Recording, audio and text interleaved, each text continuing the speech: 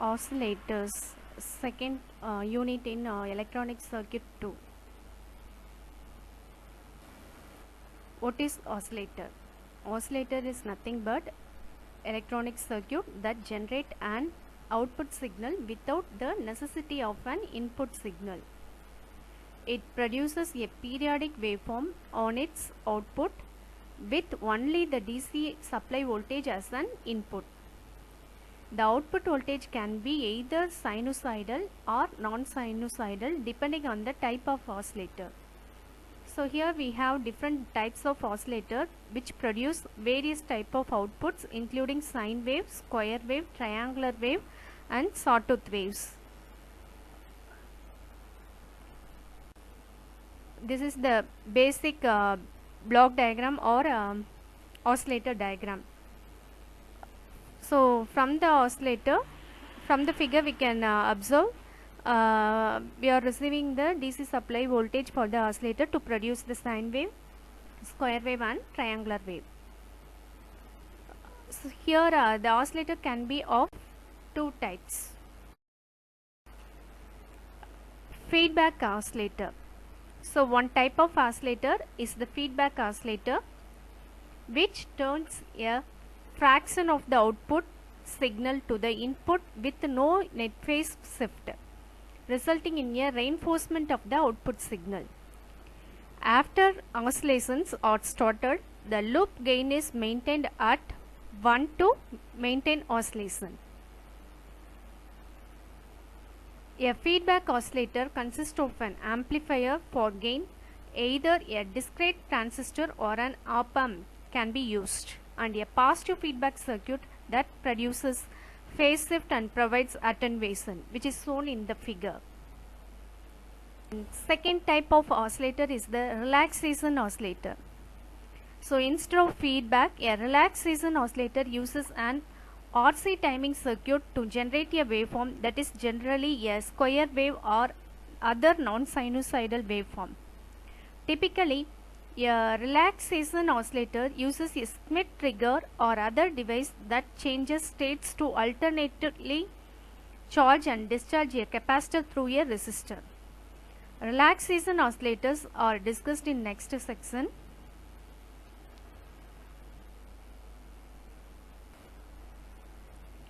So now we are going to see about the feedback oscillators. So feedback oscillator operation is based on the principle of positive feedback. So here we are going to look the general condition which is required for the oscillation to occur. So feedback oscillators are widely used to generate sinusoidal waveforms. So positive feedback, a portion of the output voltage of an amplifier is fed back to the input with no net phase shift, resulting in an strengthening of the output signal. This basic idea is illustrated in the diagrams.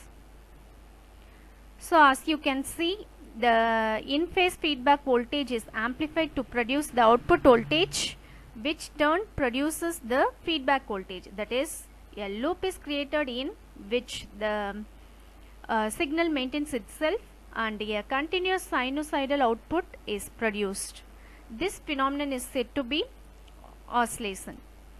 In some types of amplifiers, the feedback circuit shifts the phase and an inverting amplifier is required to provide another phase shift so that there is no net phase shift. This is illustrated in the second diagram. The next conditions, two conditions which is required for the oscillation. To sustain the state of oscillation, we require first point, the phase shift around the feedback loop must be effectively zero.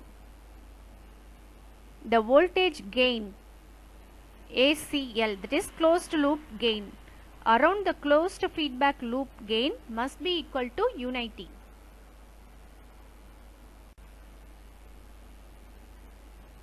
The voltage gain around the closed feedback loop is the product of the amplifier gain and the attenuation beta of the feedback circuit.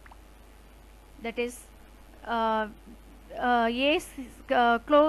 equal to AV beta. If a sinusoidal wave is the desired output, a loop gain greater than 1 will rapidly causes the output to saturate at both peaks of the waveform, producing unacceptable distortion.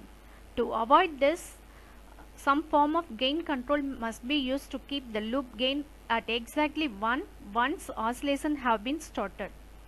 For example, if the attenuation of the feedback circuit is 0.01, the amplifier must have a gain of exactly 100 to overcome this attenuation and not create unacceptable distortion. So that 100 into 0.01 will give a unity value 1.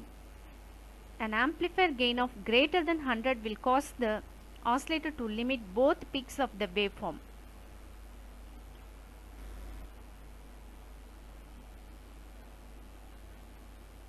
So startup condition for the oscillator is, you have seen so far what it takes for an oscillator to produce a continuous sinusoidal output.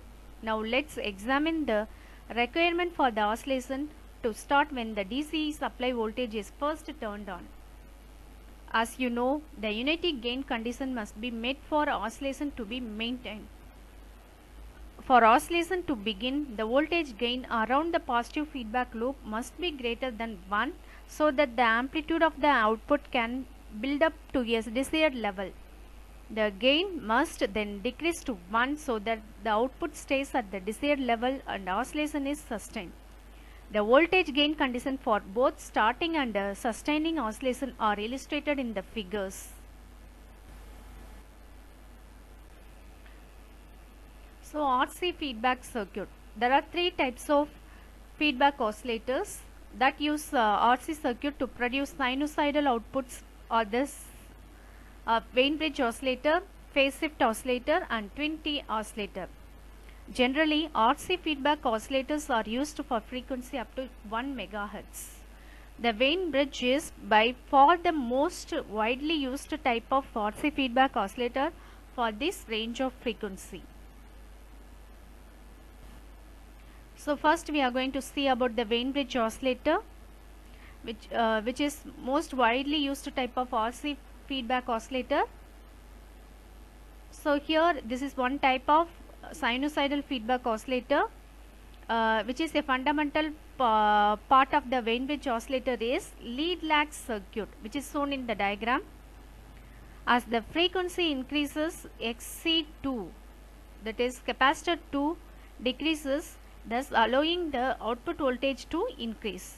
At some specified frequency, the response of the lag circuit takes over and the decreased value of XC1 causes the output voltage to decrease. The response curve for the lead lag circuit shown in the figure B indicates that the output voltage peaks at a frequency called the resonant frequency.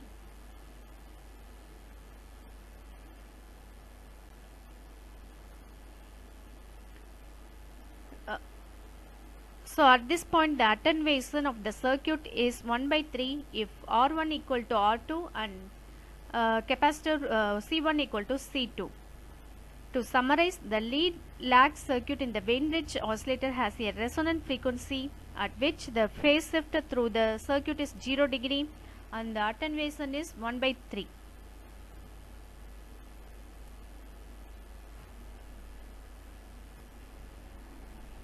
So here these are the formulas: output voltage which will be gained in the Wien bridge oscillator circuit. So here the phase shift will be 0 for the 1 minus omega naught square R square C square, which will be equal to 0. So the basic Wien bridge uses lead lag circuit in the positive feedback loop to select a specific frequency that is amplified. So the voltage divider in the negative feedback loop sets the gain to make up for the attenuation of the feedback network. The Wien bridge oscillator circuit can be viewed as a non-inverting amplifier configuration with the input signal fed back from the output through the lead lag circuit.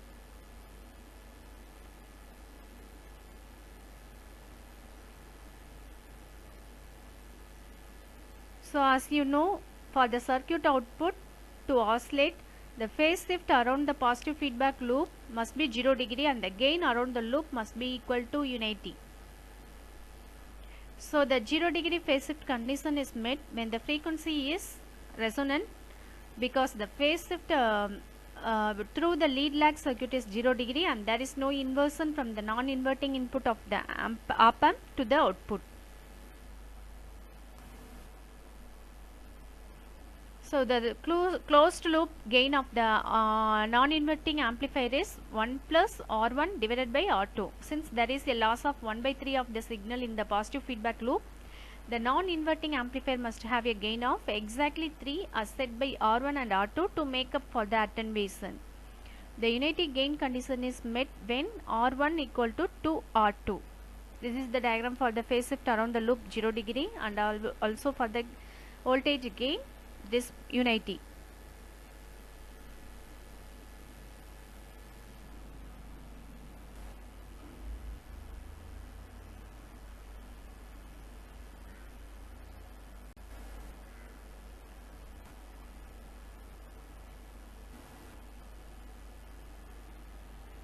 See, this is the self-starting main bridge oscillator using JFET in the negative feedback loop.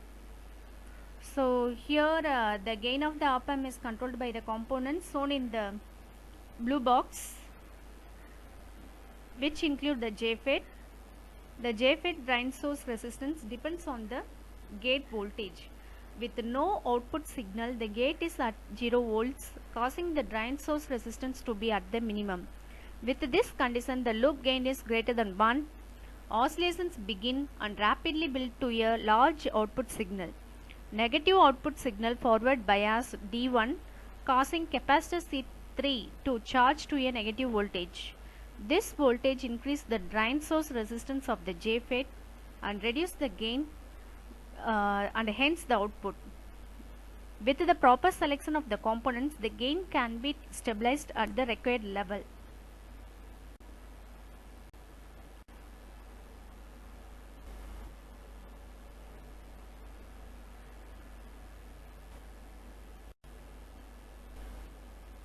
Next we are going to see about the phase shift oscillator.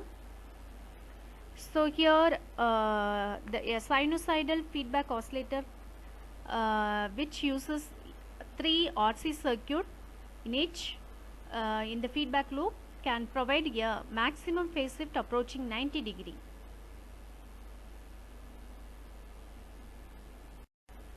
So oscillation occurs at the frequency where the total phase shift through the 3 RC circuit is 180 degree. The inversion of the op-amp itself provides the additional 180 degree to meet the requirement for oscillation of a 360 degree or 0 degree phase shift around the feedback loop. The attenuation beta of the 3 section RC feedback circuit is beta equal to 1 by 29. To meet the greater than unity loop gain requirement, the closed loop voltage gain of the op-amp must be greater than 29. The frequency of oscillation Fr is given as